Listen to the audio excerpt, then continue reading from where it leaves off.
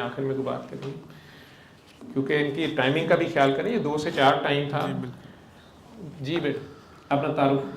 السلام علیکم. جی وعلیکم السلام. میرا نام محمد کامران ہے اور میں فاسٹ یونیورسٹی سے گریجویٹ ہوں.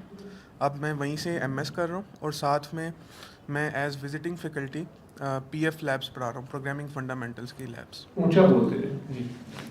تو میں نے بیک ان 2020 مارچ 2020 میں اس تھراپی کو کیا اور اس کا بینیفیشری ہوں. میں نے یہ دیکھا کہ جو لوگ شروع سے حساس ہوتے ہیں وہ نہ چاہتے ہوئے بھی لوگوں سے ایکسپیکٹیشن پال لیتے ہیں. میں اپنی طرف سے شروع سے مجھے یہ تھا کہ میں کسی سے کچھ ایکسپیکٹ نہیں کرتا, لیکن مجھے بھی نہیں پتہ ہوتا تھا لاشعوری طور پہ میں ایکسپیکٹ کر لیتا ہوں. اور مجھے اب لگتا ہے مجھے اپنا ایشو سمجھ آ رہا ہے کہ میں ایکسپیکٹ کر لیتا ہوں, جو کہ ایک غرض ہے. آپ نے بے غرض ہونا ہوتا ہے, اور یہی میرا پہلے دن کا لیسن تھا. آپ ایک سیمینار میں آئے 2020 میں اور وہاں میں نے دعا کی. دعا کے بعد جب آپ جانے لگے میں آپ سے اٹھ کے ملا. مجھے نہیں پتا اس وقت کیسے کس طرح کیا بات ہوئی, آپ نے مجھے ڈائریکٹ گلے لگا لیا. گلے لگنے سے جب ہٹے ہیں تو میرے منہ سے بے ساختہ نکلا کہ میں کیا ہوں, کون ہوں اور کیوں ہوں. یہ شاید میرے اندر کے سوال تھے. آپ نے تینوں سوالوں کا جواب صرف ایک ہی جملے سے دے دیا کہ آپ بہت پیارے ہیں, بس بے غرض ہو جائیں. شاید میں نے پہلے والے پارٹ پہ زیادہ فوکس کر لیا کہ آپ بہت پیارے ہیں, اور بے غرض اپنی طرف سے ہوتا رہا, لیکن وہ قسطوں میں ہو رہا ہے. ہر ایک پوائنٹ کے بعد پتہ چلتا ہے کہ اچھا بے غرض ہونے کا مطلب یہ بھی تھا, بے غرض ہونے کا مطلب یہ بھی تھا. آپ ایک کہانی سناتے ہیں کہ کچھ لوگوں کو اللہ تعالیٰ نے خاص جو ہے نا کچھ ایکسپیرینس کرانے کے لیے رکھا ہوتا ہے, ان کو ٹریننگ کے لیے رکھا ہوتا ہے. انہوں نے ایکسپیکٹ نہیں کرنا ہوتا. ان کے 3 سٹیجز ہیں.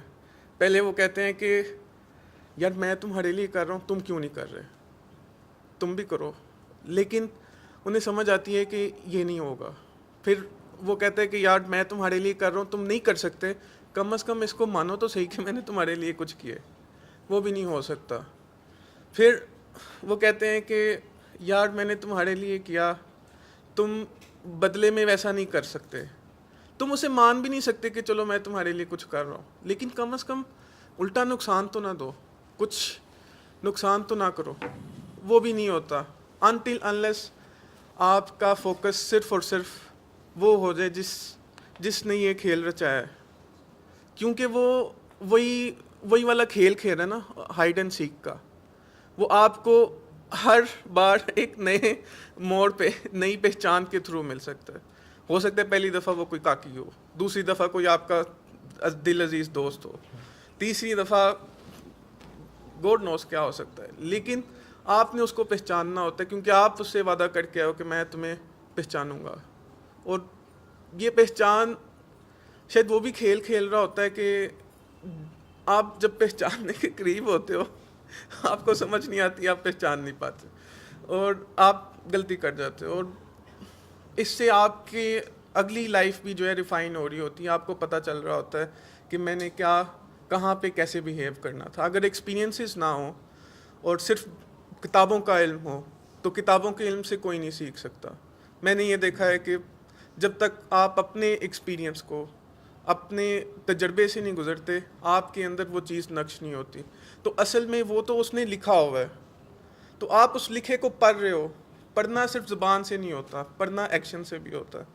تو اقرا بسم ربک الذی خلق, اقرا کا مطلب مجھے سمجھ آیا کہ اصل میں آپ نے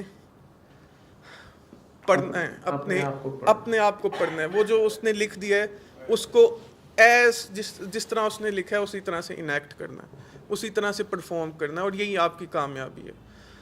ہو سکتا ہے ہمارے بڑے بھائی شیطان کی کامیابی یہی ہے کہ اس نے سیم وہی والا رول کر دیا جو اس نے اس کا لوح محفوظ میں لکھ دیا. اور یہ میرا ایکسپیرینس ہے. میں نے یہ بھی کیا, سورۃ الرحمن سنی 7 دن. جب مجھے آپ نے کہا کہ آپ بہت پیارے ہیں, آپ بس بے غرض ہو جاؤ, میرا کام تو تبھی ہو گیا تھا. اس وقت میں نے آپ کو اس مومنٹ پہ بس میں آپ سے بات سنی اور میں باہر نکل گیا. پتہ نہیں کیوں میں باہر نکلا, باہر کی طرف چلا گیا. لیکن جب تھوڑے مومنٹس گزرے تو میں واپس آپ کو ڈھونڈنے کے لیے آیا, لیکن تب تک آپ جا چکے تھے. لیکن پیچھے آپ بچے تھے, تو آپ بہت پیارے ہیں, تو آپ نے پیار ہی کرنا ہے. اب قادری صاحب کو دے دیں گے. جی, ایک اور ایکسپیرینس ہے.